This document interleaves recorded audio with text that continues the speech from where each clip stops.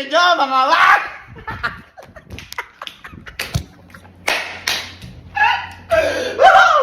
So today is a very special day, mga mga sir. Dahil ngayong araw po ay matutupad na naman yung isa sa pinakamalaking pangarap natin.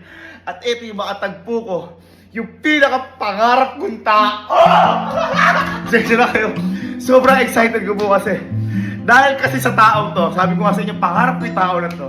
Dahil sa tao na to, baka hindi nyo ako napapanood ngayon, o malamang hindi nyo ako napapanood ngayon kasi siya ang dahilan kung bakit, siguro 50 to 60% siya ang dahilan kung bakit ko pinasok yung platform na to, yung scene na to, yung pagbablog na to.